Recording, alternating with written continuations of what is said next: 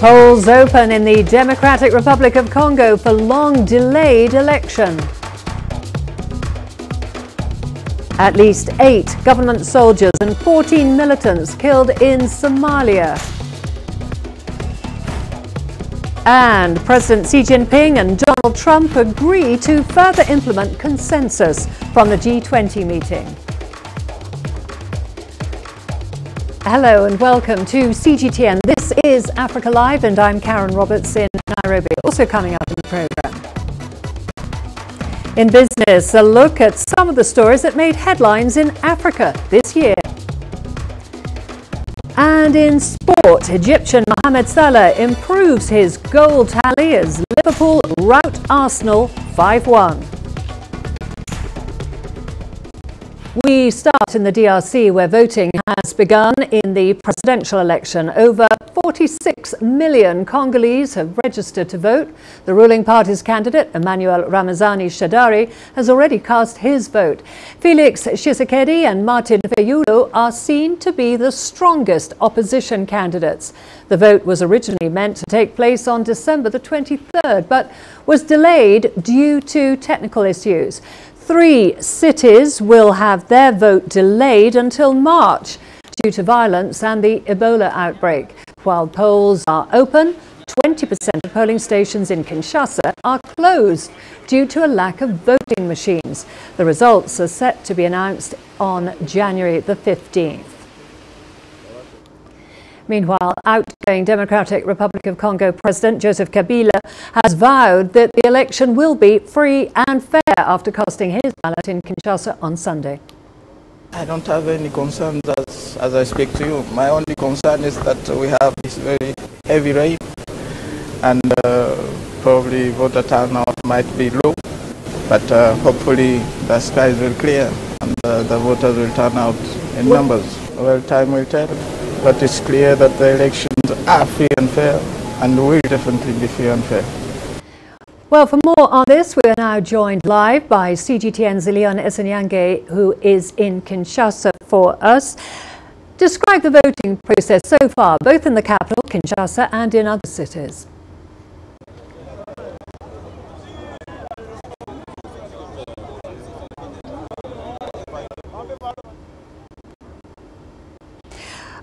I'll repeat the question. Leon, can you describe the voting process so far, both in the capital, Kinshasa, and in other cities?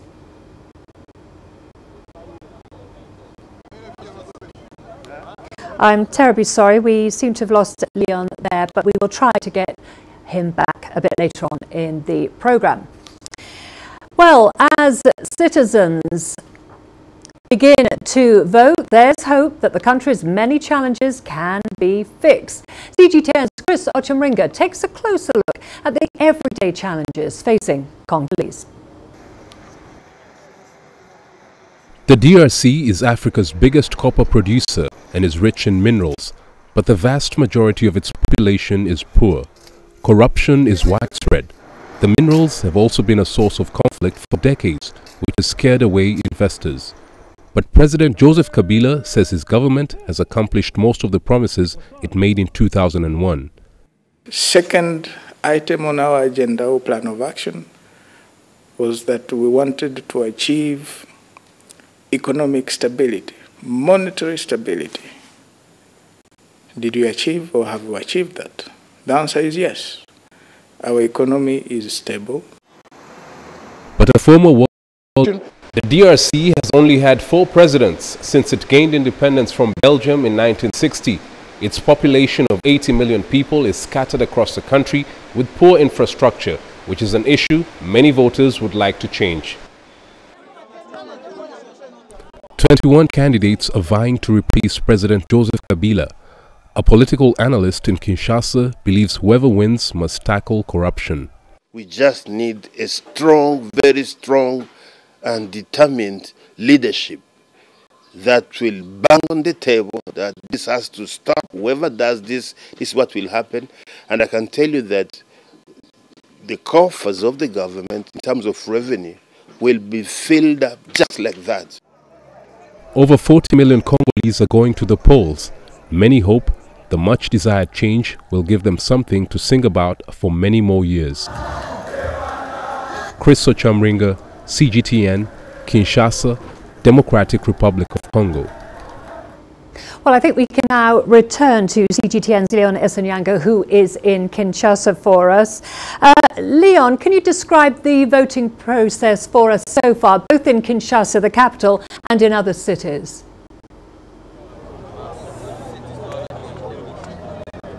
Well, of course, today is one day that many of Congolese here have been looking forward to. It was a heavy downpour early this morning. That, of course, didn't dampen much of the mood for many of those that were going to vote. And like we have already seen, that the head of the electoral body himself was one of the early birds going in to cast his vote. President Joseph Kabila as well has already cast his vote.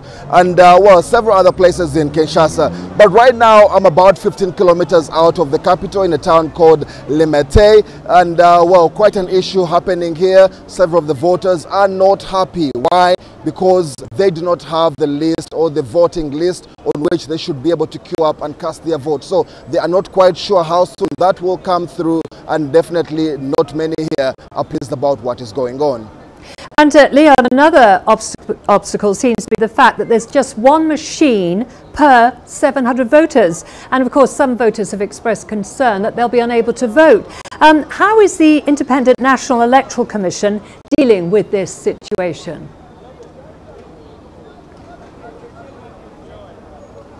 Well, it's difficult to tell right now. Already the electoral body has had challenges coming into this particular election. This material was destroyed a couple of days ago. Having logistics in particular areas has been a problem. 3 major towns themselves there have had their elections cancelled. So it's very difficult to say what exactly the electoral body will be doing. Even for a small town like Limete right now, what can actually happen is people can only have to wait and see how the day goes by, and probably the electoral body will go with whatever results that they come through with at the end of the day. And Leon, give us an update on the security situation so far.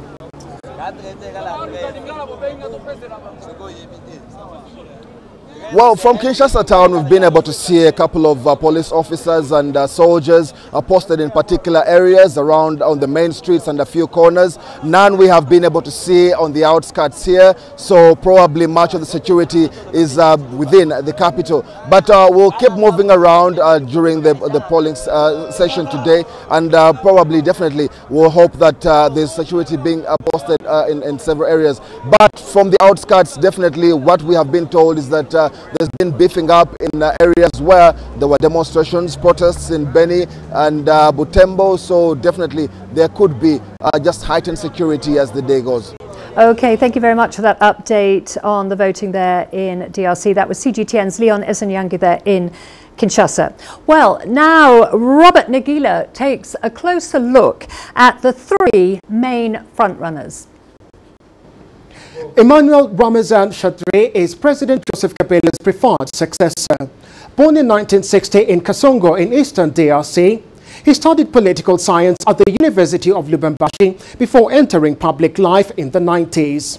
In 1998, he was elected governor of Manama province. He is currently under EU sanctions for alleged human rights violations and deadly crackdowns on opposition protests in 2017. Felix Tshisekedi was born in Kinshasa in 1963. The son of the late veteran opposition leader Etienne Tshisekedi, the 55-year-old father of 5, was voted in as leader for the Union of Democracy and Social Progress in March this year, following the passing of his father in 2017. He studied business and marketing and says if elected, he'll make poverty eradication his priority. He backed out of a deal by the opposition parties to back one candidate in this year's election after Martin Fayulu was picked as the unity candidate. Martin Fayulu was born in Kinshasa in 1956. He is popularly known as the People's Soldier by his supporters. A former executive of ExxonMobil until 2003, Fayulu was elected Member of Parliament in 2006 and again in 2011. He has the backing of former Vice President Jean-Pierre Bemba and Moise Katumbi, former governor of the mineral-rich Katanga province. Both are barred by the Electoral Commission from running in this election.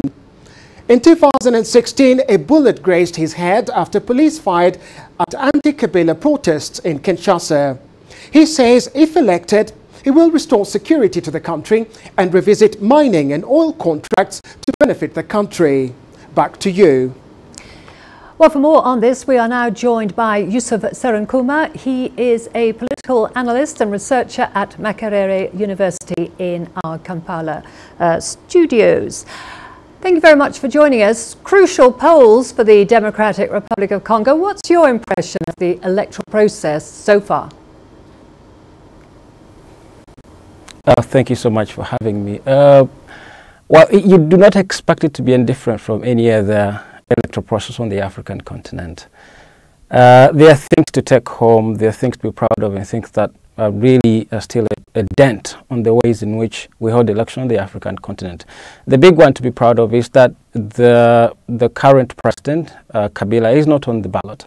I think it is fantastic, and it's a lot to celebrate on the African continent, because one of the things that this country suffered is transiting from one president to the other through an electoral process. It's not happened in the history of Congo. Patrice Lumumba was assassinated. Kabila was deposed through rebellion. His father, Mobutu, came to president, also was deposed through rebellion. Now, after Joseph Kabila, we're seeing a peaceful transition. I think that is really fantastic, irrespective of who is going to be taking the office after him. It's fantastic to celebrate that we don't have the incumbent on the ballot.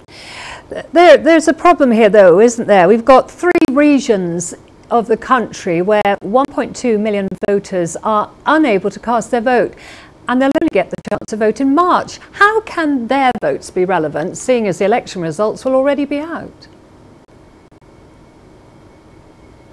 You know, like I said earlier, the challenges of the African continent in electoral processes are really enormous.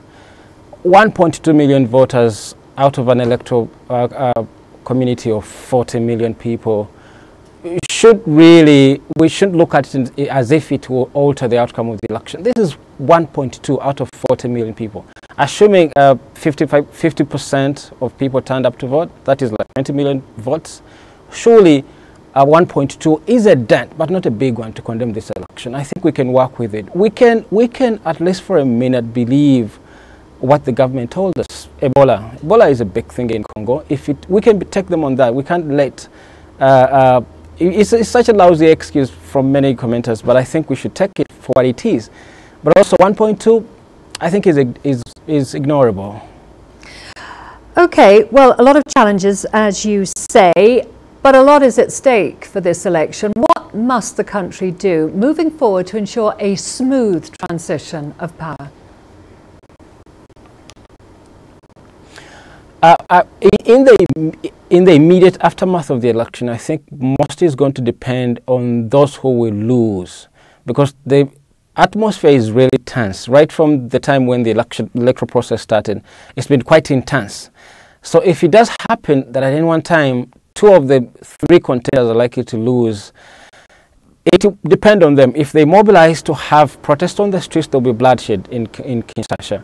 But if they agree to concede to defeat and allow a moving to somebody else away from Kabila, I think that will be really terrific for the country. So most of what has to be done, most will depend on the losers. If the losers take the stance that we need the country first, and they choose to stay and concede defeat, the country will move forward. And then the other big problems facing Congo are bigger than this electoral process. And I think then we can talk about developing the country, creating jobs for people, and ensuring stability and foreign interests, which are often struggling to have a piece of the country. That can come later, but in the immediate aftermath of the election, most of what has to be done will depend on those who have lost. Okay, thank you very much for your analysis. That was Yusuf Serunkuma there, a political analyst and researcher at Makerere University. Moving on to other news now, to Somalia, and fighting between Somali regional troops and Al-Shabaab militants has reportedly left at least 50 people dead. That's according to state-run Radio Mogadishu. Up to 30 militants, including 2 foreigners, a Libyan and a Syrian, were killed in a joint Somali and US raid on an al-Shabaab training camp in southern Somalia. Separately, at least 22 people were killed when heavily armed gunmen reportedly tried to overrun a military base in the Bay region, sparking a 6-hour firefight. The military says at least 14 militants were killed. Local officials say 8 soldiers also died.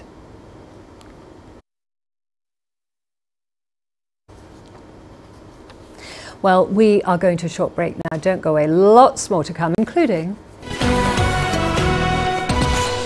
residents flee Nigerian lake town after Islamists kill at least 10 people. And President Xi Jinping and Donald Trump agreed to further implement consensus from the G20 summit meeting.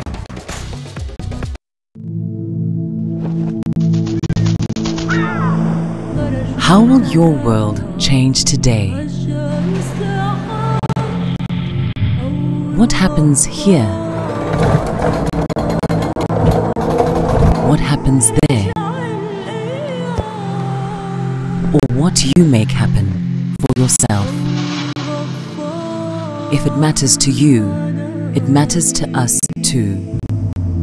Your stories are the stories that need to be told. Africa Live.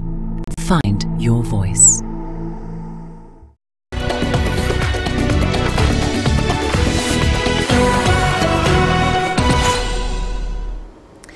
In Nigeria, residents of Baga area have fled their homes after clashes between Islamist militants and Nigerian troops.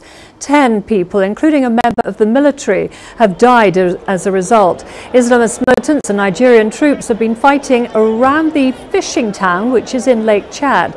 Insurgents have stepped up attacks in the run-up to a presidential election next year, in which security is a key issue. This attack is the latest in a string of strikes on military bases in the northeast. Egypt's Prime Minister Mustafa Madbouli has visited the scene of a gruesome bomb attack targeting tourists near to the pyramids of Giza. The explosion killed 4 and injured roughly a dozen others. It comes as the country's travel industry struggles to overcome fears of a growing insurgency in the Sinai Peninsula and other security threats. CGTN's Adel El Mahrouhi has the story. Despite the high security alert and recalling all its police and army personnel to secure the holiday season, terrorism has once again struck Egypt. A bomb planted on the side of a touristic road exploded next to a bus carrying 14 Vietnamese tourists and 2 Egyptians. Sometimes attacks such as this one can occur, and it may happen again in the future. There isn't a country in the world where one can say that they are 100% safe. We are trying to contain the impact of this incident as much as possible.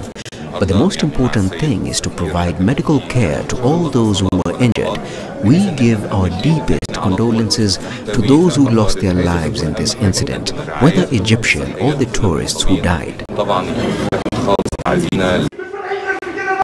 3 Vietnamese tourists and an Egyptian tour guide died in the attack.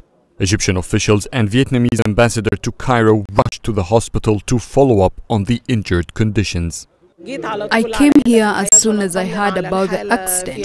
It's our duty as MPs. Terrorism has no religion, it has no nation. We've seen France and other countries. We are in a global war against them. Egypt is no exception, and hopefully we will continue down this road till the end. Since the 2015 Russian plane crash in Sharm el-Sheikh, Egypt has been struggling to regain global trust as a safe destination. With the tourism sector growing by more than 50%, 2018 has been a great year. But the attack may ruin all progress made this year. No wonder Egypt's tourism minister left the hospital speechless. The attack has disrupted Egypt's holiday seasons, and it comes at the end of the year where tourism was picking up. And the industry here can no longer sustain any further damage. Adel Mahroui, CGTN, Cairo. Chinese President Xi Jinping and US President Donald Trump have had a phone call and said they want to further implement the agreement that they reached in Argentina this month. President Xi and Trump also exchanged New Year's greetings as the countries will mark the 40th anniversary of their diplomatic ties on New Year's Day.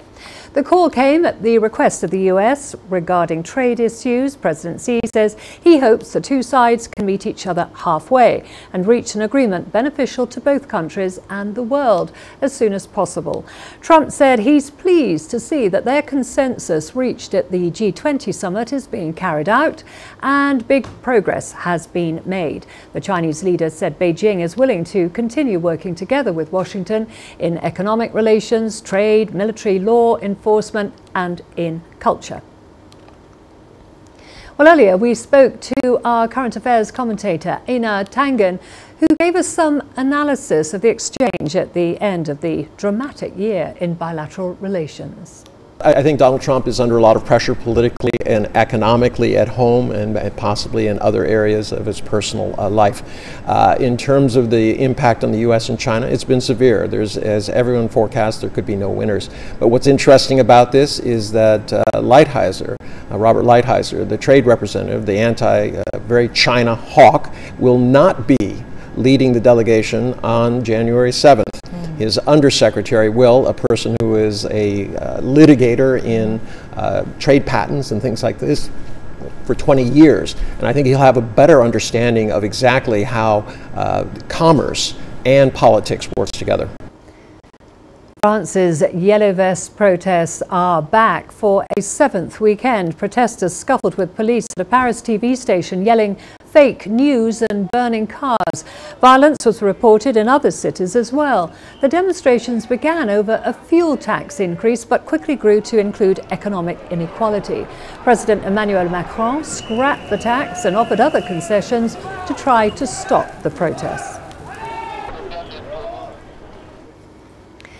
Tunisian President Beji Said Essebsi has convened an emergency meeting in the country to discuss the economic and political situation there. CGTN's Adnan Chawashi with more from Tunis. Tunisian President Beji Said Essebsi held an urgent meeting at Carthage Palace. It was attended by the Parliament Speaker, the Prime Minister, the Labour Union, the Union of Businessmen and presidents of ruling parties. The head of state regretted the deterioration of the economic and social situation in the country, as well as the political turmoil. The situation is dangerous in the country.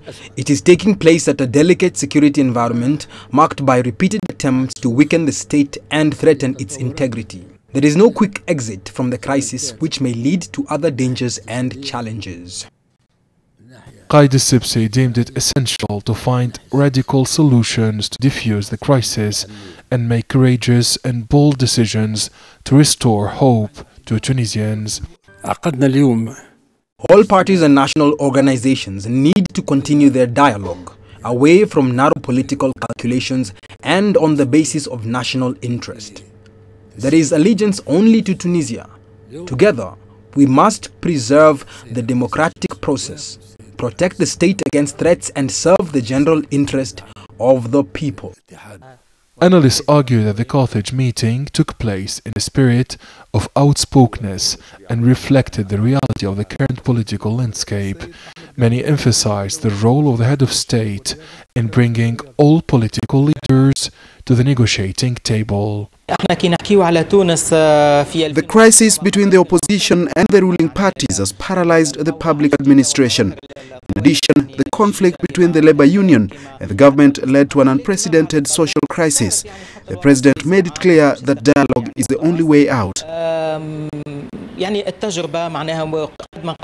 Following a wave of political assassinations and terror attacks in 2013, the Labour Union, the Confederation of Businessmen, the Human Rights League and the Order of Lawyers formed the Quartet of National Dialogue. 2 years later, the quartet won the Nobel Peace Prize for putting an end to the political vacuum by building consensus and preserving stability in Tunisia. Beji Said Essebsi warned that Tunisia's difficult situation could have negative repercussions as the country prepares to enter a new year full of events, including the legislative and presidential elections and the organization of the Arab Summit, which requires a positive political and security climate. CGTN, Tunis. In the Horn of Africa, a major conference to discuss youth participation in politics has come to an end in Mogadishu, with urgent calls made to the Somali government to invest in its young population. CGTN's Abdulaziz Bilo has more from Mogadishu. The two-day national conference brought together delegates from various youth groups drawn from all across the country to discuss ways to incorporate the youth into politics. The country is due to hold general elections in 2021, with many young people eyeing to contend various political positions, including parliamentary seats at the regional and federal level. Naima Mukhtar is one of several young people attending this year's conference. She plans to contend in the next elections after failing in 2016 to become a lawmaker from Jubaland State. There are a lot of obstacles facing us as young people, but we can overcome them by uniting and speaking in one voice. We must pressure authorities to allocate youth a percentage in all aspects of government, just as Somali women lobbied for 30% in parliament and cabinet posts. The current parliament is made up of many members who are young, from diverse backgrounds, raising hopes among the youth of a fair representation in the next election cycle. Statistics indicate that young people make up over 75% of the population in Somalia, with unemployment and conflict forcing hundreds to flee in search of better lives elsewhere. Successive Somali governments have failed to incorporate young people into politics, despite having a vibrant youth population. Instead, it's the country's young people who have been forced to bear the brunt of the conflict that has plagued Somalia for decades now. Mohamed Zubair is a senior official at the Ministry of Constitutional Affairs and says that the government is in the process of endorsing a national youth policy plan that, among other things, highlights the rights of young people and defines their role in both politics and leadership. Implementing the youth policy will prove more challenging than enacting them. Young people need lots of things, including quality and affordable education, employment and stable environment. We have a vibrant youthful population, one that we must capitalize on if we are committed to rebuild this nation. Experts have urged Mogadishu to invest in its young people. Each year, hundreds of university students graduate from the country's top learning institutions, and with limited work opportunities, many have found themselves with very few prospects, forcing them to migrate abroad, a move that has claimed the lives of many young people. Abdulaziz Bilo, CGTN, Mogadishu, Somalia. The Chinese People's Liberation Army's support base in Djibouti has been in operation since the 1st of August 2017. After more than a year's construction and operation, the base has provided various kinds of support for the Chinese Navy. To strengthen their sense of war preparation, members conduct daily gun maintenance and set aside a week every month to bear arms in their daily routine. The base is equipped with various support facilities such as dormitories, hospitals, physical gyms, and operated by medical, logistic equipment, maintenance and other support personnel. It's also provided a home for officers and sailors of the Chinese Navy escort fleets. We have always focused on effective fulfillment of our missions planned and conducted in line with the local environment of the base. Practical training, joint training and joint medical rescue drills with the foreign troops stationed in Djibouti. We managed to complete the first ever landing and takeoff at the base airfield for helicopters of the escort fleets. I have participated in 4 escort missions and worked in escort duty for 827 days. My comrade in arms described me as a professional escort. At that time, I was eager to go on shore and to have some rest during the mission. Now, we have such a well-equipped support base.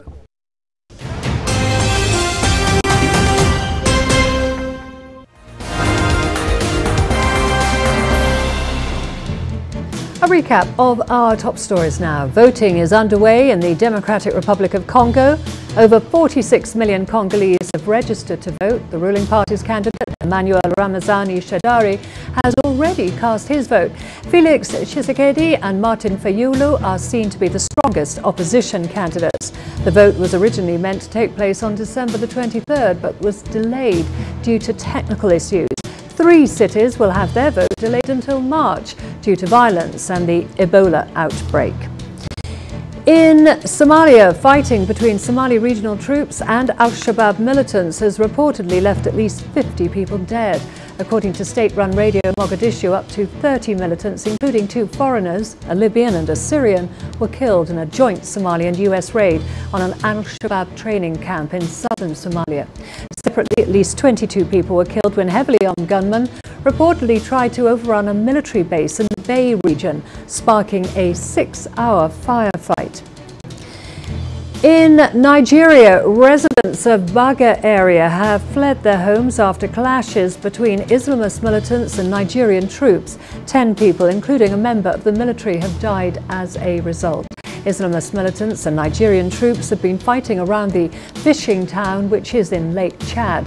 Insurgents have stepped up attacks in the run-up to a presidential election next year. And Chinese President Xi Jinping and US President Donald Trump have had a phone call and said that they want to further implement the agreement that they reached in Argentina this month. President Xi and Trump also exchanged New Year's greetings as the countries will mark the 40th anniversary of their diplomatic ties on New Year's Day. The call came at the request of the US regarding trade issues. President Xi says that he hopes the 2 sides can meet each other halfway and reach an agreement beneficial to both countries and the world as soon as possible. And those are the top stories that we're covering for you.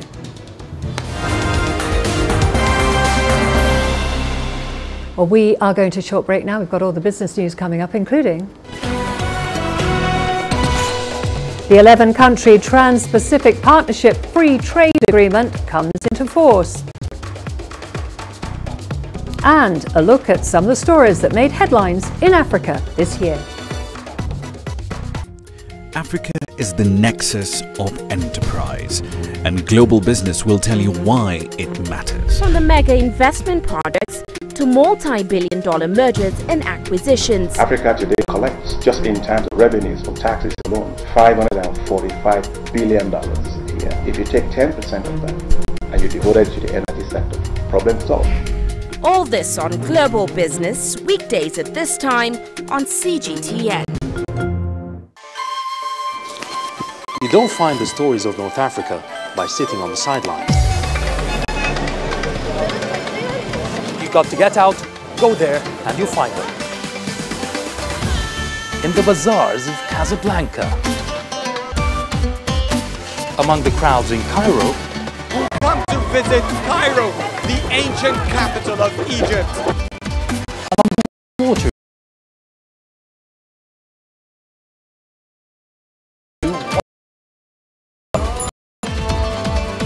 CGTN, see the difference.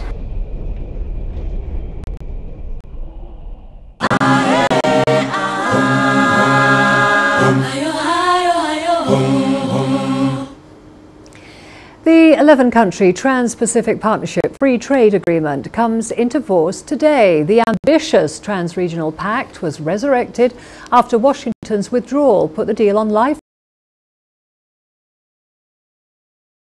On the economy, but with the recent discoveries, now Zohr gas production is about 2 billion cubic feet. We turn back again a few months ago back to be self-sufficient when it comes to gas.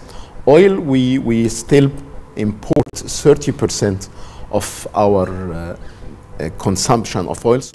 In 2018, the government continued its 5-year plan to gradually cut subsidies on fuel and electricity to reduce expenditure and balance its budget deficit. The revenue has also been used to pay off the $6 billion debt owed to the foreign oil companies.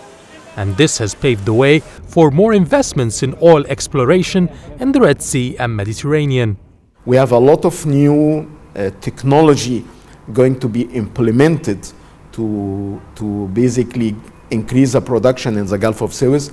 We can't forget the Red Sea, and Egypt is doing seismic now for the Red Sea, and now we will be able to open new concession exploration for the Red Sea, Gulf of Suez with the oil, Mediterranean. I think Zohr is a good start. I think the East Mediterranean, or what they call the Nile Delta Basin, which covers North Egypt. More oil and gas discoveries will also provide enough energy needed for the growing number of industries and foreign investments being poured into the country. Experts say 2019 could see further expansion and more revenue from the energy sector, as Egypt is expected to become a major exporter of natural gas in the region. Yes, Hakim for CGTN, Cairo. In South Africa, 2018 has been a year of significant change, starting with the change in the country's leadership, which happened in December 2017. Many local and international analysts, along with investors, saw former President Jacob Zuma as the main reason for South Africa's woes, including increased and pervasive corruption and sluggish economic growth. Angelo Coppola has the story. Analysts are divided about whether Mr. Zuma was painted as a scapegoat for broader problems within the ruling ANC. Fundamentally, many of the problems that South Africa confronts were not Zuma problems specifically. They're long-standing structural problems that are inherent in the governance choices that the ruling party itself has made, that go back into the 1990s. In his maiden speech in the country's parliament, Ramaphosa made several promises, some of which he's acted on quickly and others have proven to be more complicated. There's been a lot of tough talk on corruption. There's been some material movement on repairing the SOEs, although that's a long-term project because their problems predated Zuma and they'll likely be with us for years to come. Ramaphosa is in electioneering mode for the national elections in 2019. Analysts say he needed a rallying call. He chose property expropriation without compensation. But I can say that of all the issues that that exist to kind of build a mandate for, this is the one that he seems to have chosen more than anything to build a mandate around. The property issue is a thorny one and could scare international investors away. We don't hear senior officials talking about expropriation without compensation. We hear them talking about land reform. Land reform is, of course, a much more uncontentious issue. Expropriation without compensation is a very specific policy option that implies greater discretion for the state to intrude on private property rights. Analysts say that Ramaphosa and the ruling party are going to have to tread carefully, balancing the needs of South African citizens with those of local and international investors. The transition between Mr. Zuma and Mr. Ramaphosa has been relatively well managed by the party. It's now moving on to that next level, and whether that expropriation without compensation is going to work for Mr. Ramaphosa. I'm Angelo Coppola for CGTN in Johannesburg, South Africa. Let's head west of the continent now. This year has been more or less a mixed year for the Nigerian economy. Despite exiting recession in 2017, recovery has been a very slow process for Africa's largest economy, and with general elections scheduled for early in the new year, things are likely to get a bit tough before they get better. Here's CGTN's Deji Badmus with the year in review for Nigeria. 2018 was supposed to be the year Nigeria consolidated on its recovery from recession, which it exited the year before. But the recovery has been anything but smooth. It's been slow and quite painstaking. First quarter GDP of 2018 came in at 1.95%, but by the second quarter, it was slower at 1.50% and marginally back up to 1.81% in the third quarter. The figures were a far cry from the government's projection of 3.5% and quite lower than the country's projected population growth rate of around 3% annually. The non-oil sector still have it's not performing as well as it should, and that is why we haven't seen the kind of dramatic improvements in growth. But the good news for Nigeria is that for the better part of 2018, inflation trended downwards. Despite that, though, the country's central bank still maintained a tighter monetary policy stance all through the year in order to stabilize the exchange rate. The central bank is doing everything to maintain exchange rate stability, and it cannot really afford to, at this point in time, when the country is approaching a national election, to allow Naira to devalue materially. But its capacity to maintain that, or how long it can continue to support the market and support the exchange rate, will depend on what happens in the crude oil price market. Another major highlight for Nigeria in 2018 is the country's budget impasse. After several back and forth between the executive and the legislature, Parliament approved the budget in May, while the President signed it into law in June, 6 clear months into the year.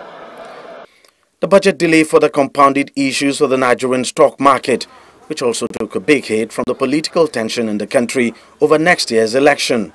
As at September, the market's all-share index had dipped by minus 11.3%, the highest dip on the continent at the time. One of the challenges we also had was the slow reform, or the sluggish reform, or even the absence of reform in the oil and gas sector. This sector is very strategic and very critical to this economy. Our expectation was that by the end of this year, we'll have seen some significant movements in terms of reforming the sector.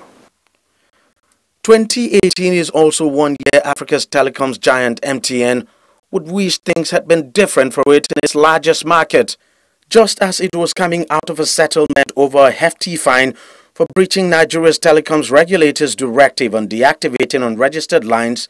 Nigeria's central bank hit it with another fine for allegedly breaching the country's forex laws. While its case with the central bank has now been settled, it's still battling the office of Nigeria's Attorney General in court over a $2 billion tax demand. Everyone thought 2018 was the year a Nigerian national airline was going to hit the skies after a very long hiatus. But after putting so much into the planning, the government suspended it over investors' apathy. Only 6% is our tax to GDP ratio, is one of the lowest in the world. Kemi Adeosun was widely considered a shining star in President Buhari's cabinet. But in September, she resigned as Minister of Finance following a media report she had forged a certificate exempting her from the mandatory National Youth Service every Nigerian graduate is expected to undergo.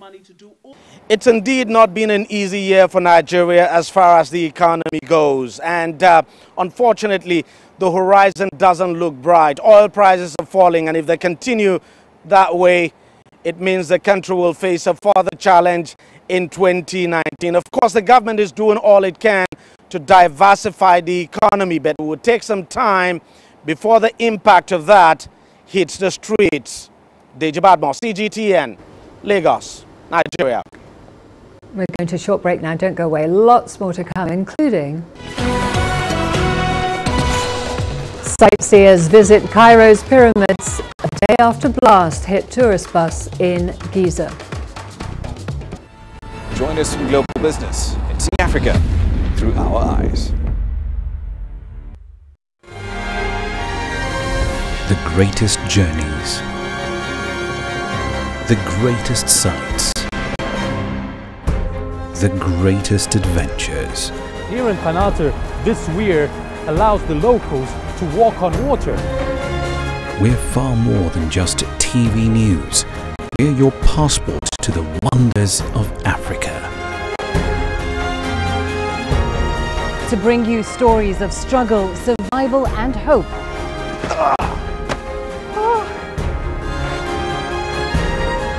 So let's explore.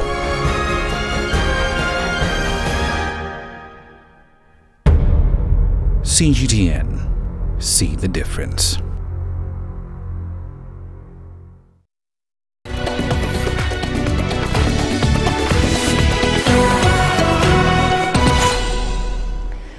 Buses full of visitors continue to come to see Egypt's famous pyramids. The visits come after a bomb blast in the area killed 4 people. Tourism is a vital source of income in the country. The sector has been struggling to bounce back following the country's 2011 uprising and a heightened insurgent threat. But tourists continue to flock to see the world wonder, undeterred by the recent militant attack.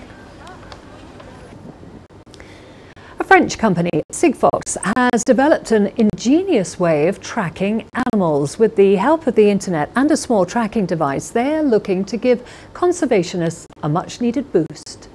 So this is carbon. A conservationist is inserting a tracking device into a rhino's horn. The device will then be connected to the internet. where conservationists can keep track of this endangered species. Qu'est-ce que l'Internet des objets, les capteurs, les tout petits capteurs? We now help rangers and conservation experts to observe these animals from a distance, taking less risk and especially to anticipate potential dangers that the animal could take. Et on a commencé un Poaching remains a constant threat for rhinos. This small sensor sends 3 signals a day. Sigfox is also working with primatologist Jane Goodall to use the same technology to monitor chimpanzees in Tanzania's Gombe National Park. Local forest monitors will be trained to use the system. There's no question, but using this technology, they feel empowered, they feel that they're part of what we're doing, and they have become our partners in conservation. Sigfox and Goodall will work over a 5-year period to develop the program. Astatal, CGTN. All the sport coming up after the break, including Egyptian Mohamed Salah improves his goal tally as Liverpool rout Arsenal 5-1.